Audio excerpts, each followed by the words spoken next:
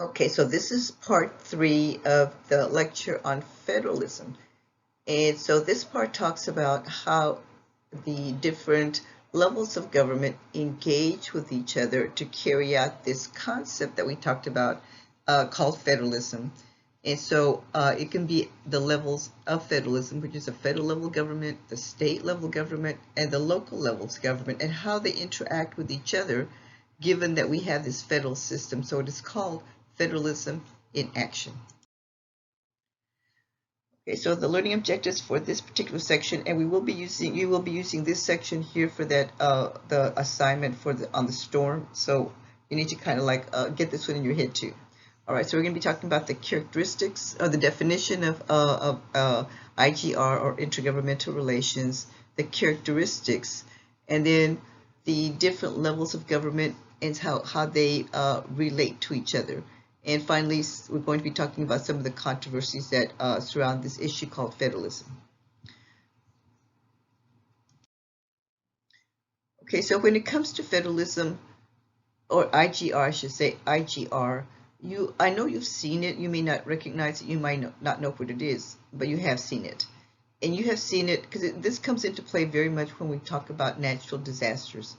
And we live in a hurricane-prone area, well, at least a tropical-prone area. And so it's at what level of government do each of the political jurisdictions respond, and to whom do they respond? You know, who has final say over what goes on? So let me give you an example of what I'm going to be talking about. You know, when I moved here to Corpus Christi, it was 1999. And I moved at the end of July, and so right before the semester started in August, there was a hurricane headed this way, and that was Hurricane Brett. And it was such a disaster trying to evacuate, because they did evacuate the city, but we didn't, and they evacuated the county, but who had the final call? Who had the final call? And so the city said one time, you know, like this day at this time. The county said this day at another time. And so then just to coordinate, you know, the evacuation of a very large city, it was not a good plan at all. And eventually they did have to come up with another plan. But this is the most important part when it comes to federalism. The city got criticized to a large extent because there was no plan. The state got criticized to a large extent because there was no plan.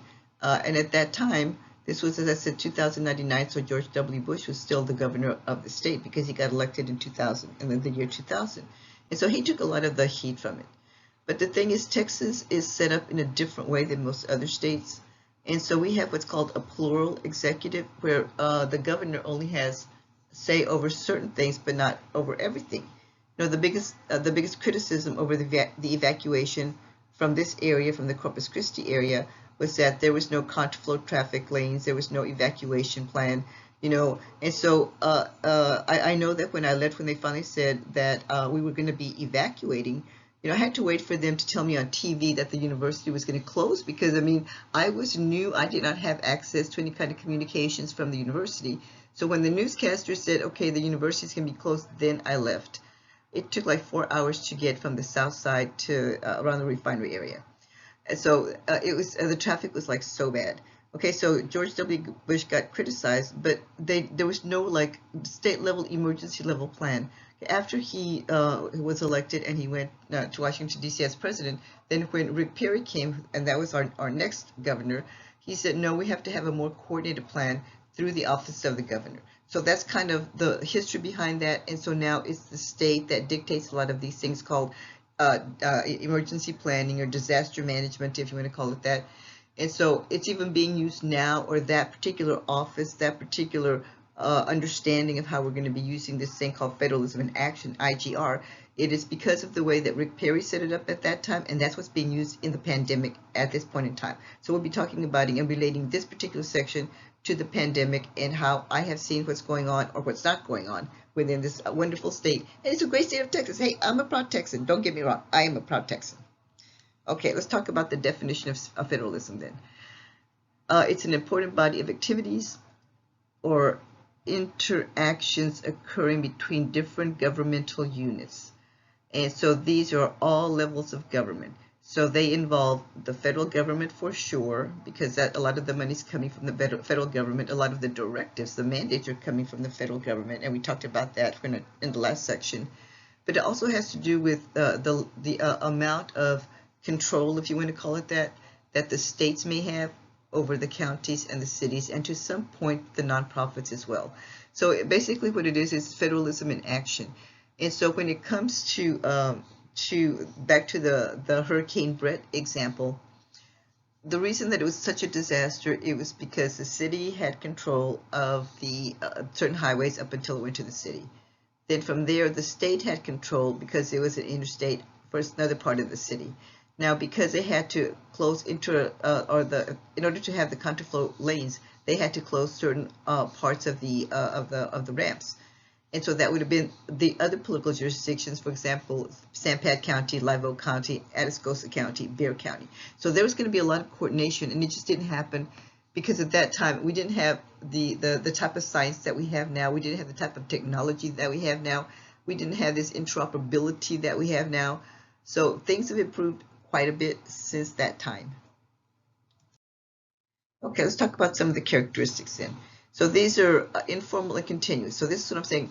Many times they'll come down to be more formal, and those are called interagency understandings. Let me see, I think they're called interagency understandings. Oh no, they're called memorandums of understanding. That's what it is, memorandums of understanding. And it's kind of like, okay, this is the part that I'm going to be doing, City of Corpus Christi. This is the part that you're going to be doing, Nueces County. This is the part that you're going to be doing, Sanpete County. So it's an understanding amongst the different levels of government and the different political entities of what they're going to be doing. So it's the informal and continuous contact between these government officials of how this thing called federalism is going to be carried out in any particular situation.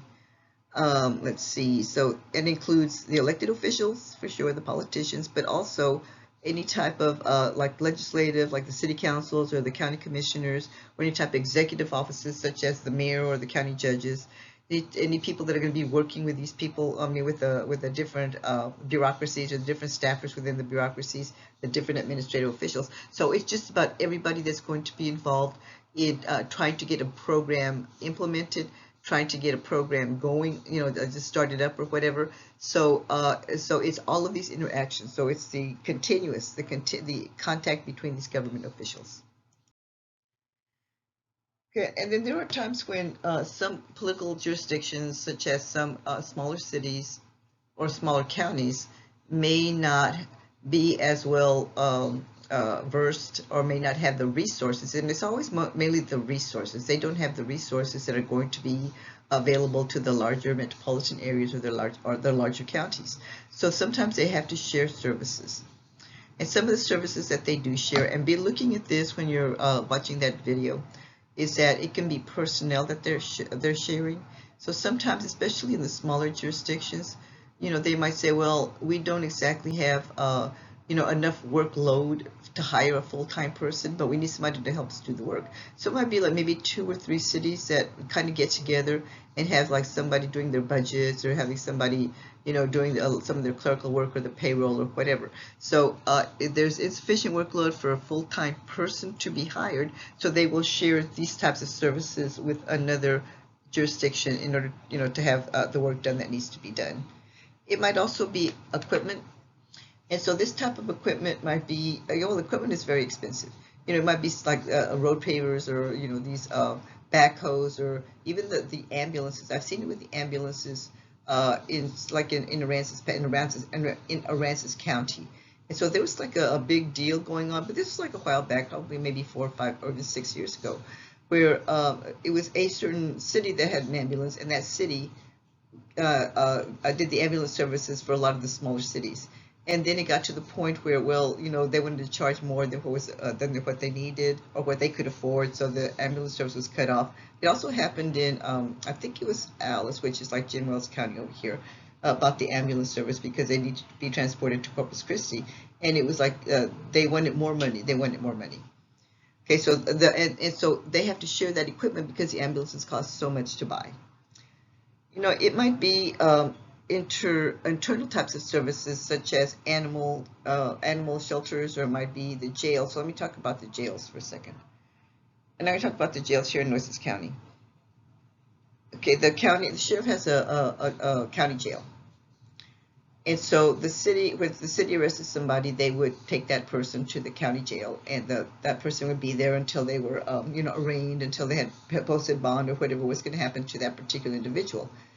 But then the county said, no, we're going to charge you. I think it's something like 6 times what they were paying for, that the city was paying to the county. And the city said, well, no, we're not going to pay that. That's too much. We cannot afford that. And so what the city did is that they had this annex. They just called it the city annex, which were jails, or that they were not using. So they just kind of refurbished those.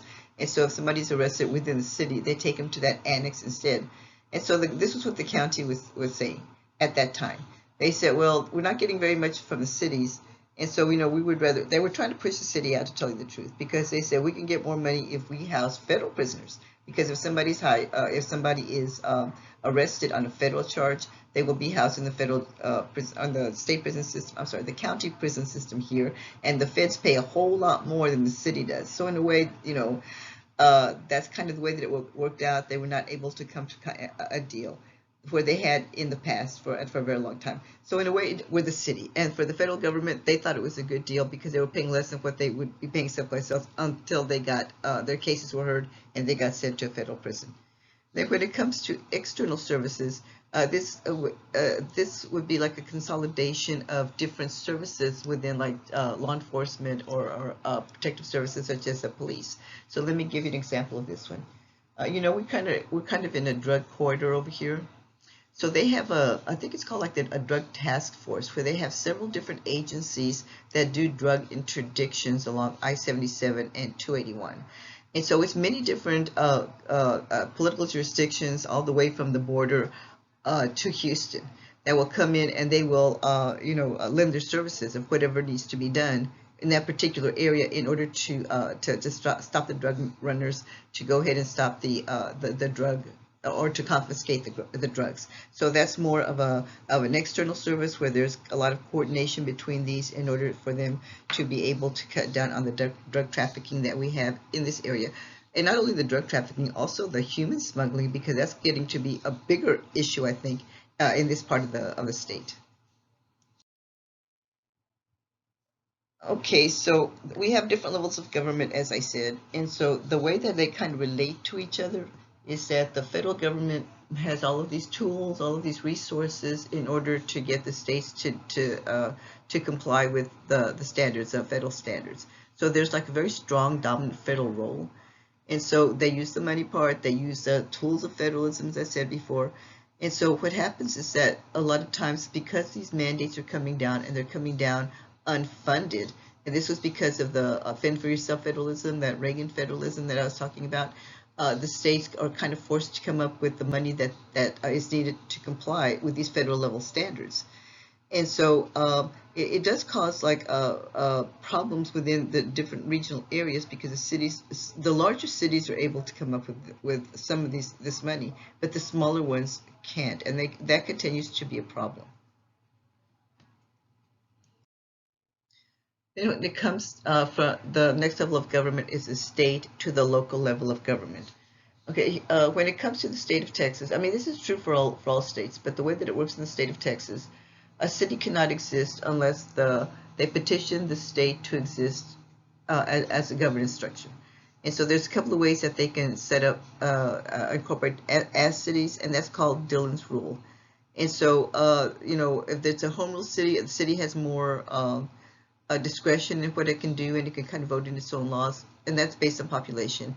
If the smaller cities, though, are very much part of within the county's jurisdiction, and the county is the one that has more say over what goes on in those cities, because they have less of an ability to legislate whatever that they feel that they need.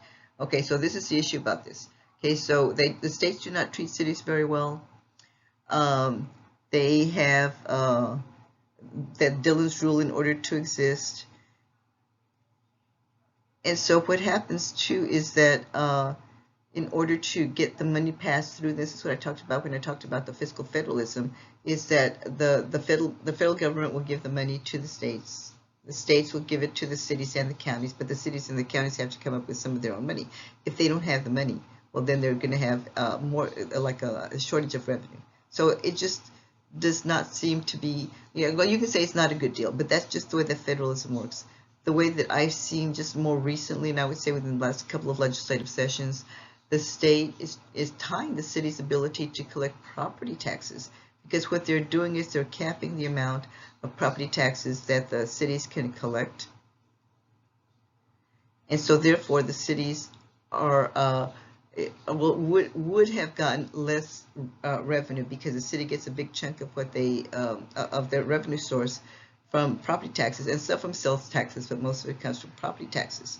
So cities had to, improvise, and they just, the Texas Constitution caps it in some things for the building, but not the land, so they increased the value of the land. So everybody's taxes went up, they didn't go down. So it kind of was, it was not a good situation for anybody involved, especially not the property owners. Okay, when I say that they're organized to mirror the feds, when I talked about picket fence federalism back in the 70s, that the states also have to have these agencies to mirror the federal government, such as U.S. Department of Transportation, TxDOT, and then it comes to the cities. So that's one of the reasons that the government grew so big at that time. Okay, so then some of the controversies are that there's a struggle between, the elected officials and the administrative agencies of how services should be shared, or how many should be coming down, or at what level, mainly at what level should something be implemented or delivered. And so it's an ideological argument. And in the state of Texas, and again, referring back to this coronavirus pandemic, this is the way that you have seen it, and whether you knew it or not, but this is the way that it is. We did not have a strong federal response at all, and that's putting it mildly. Every state was decentralized as opposed to being centralized. Centralized would be to have a federal response. It was decentralized, and each state decided how they wanted to handle the pandemic based on what the governor wanted. Now, did it work? Did it not work? Well, it's ideological, because Texas is very conservative. Texas is a Republican state, and it's there's some shifting of towards the swing, or more purple state of the swing voter. But as it is right now, we're still a very conservative state, which is Republican ideology, which is conservative ideology. So in Texas, even though they say, yes, you have to wear a mask, there's really no penalties for it. In Florida, again, a very conservative state, a very Republican state, the governor did not issue an order saying wear a mask. Okay, our coronavirus numbers have been high. Florida's coronavirus numbers have been high. California is a very blue state. It's liberal ideology. They have a lot of regulations when it comes to mask wearing and shutting down businesses, et cetera, et cetera. Well, their numbers are still high. So you can't say it's just a Republican thing. It's kind of like a personal responsibility thing. Either you're going to wear the mask or you're not going to wear the mask. And what can you say? What can you say? I read just the other day that the HEB employees were being threatened and bullied by customers when, they tried to enter the store without a mask, and they tell them you have to wear masks to come into the grocery store, and they get bullied, and they're kind of afraid for their lives. It's like, well, what are we coming to, right? They do say Texas is the Wild Wild West, but I don't know, guys. Okay, so basically, the increased number of amount of regulation that we have had in the past, it depends on which administration we have. If it's going to be a Republican administration, or if it's going to be a Democratic administration, the regulations increase or they decrease. But it's up to the administrative agencies. Those are the vehicles that are used to carry out this thing called intergovernmental relations, or intergovernmental control. And so, because it's the agencies that deliver these services, so then the question is it going to be more centralized? Is it going to be more decentralized? What type of control are they, or how much discretion, maybe that's a better word, are they going to have? So there's going to continue to be fiscal constraints, especially now because of the pandemic. People are not working, they're not getting, higher levels of unemployment or whatever. So, there's still issues with all of this. Our revenue sources are going to be going down at all levels of government. And so there's still going to be continuing conflicts between the federal and the state levels of government. And they're going to be ideologically based. As I said, if when we have a Democratic administration, and this is at the presidential level, there's more federal regulation, and so the states will. There's a contentious relationship between the states that are more the red states, and if there's like a blue president, of the Democratic Party, much more so than if they're all from the same party. But divided government is not always a bad thing. Instead of having like everybody from one party, if they're from different parties, because there is going to be conflict. I mean, there's no doubt about it. But in another way, it kind of like leads to the checks and balances that we have within this country in order to continue this thing called democracy. And when it comes to the politics within, this thing called public administration, and that's kind of where we're ending up right here. The institutions right now are struggling. The institutions need to be rebuilt. Democracy is sustainable. Democracy, is strong. But the institutions, the public agencies, they're the ones that have suffered within the last Republican administration. So it is time for them to rebuild. So there will be more federal control. I can assure you there will be more federal control about what needs to be done.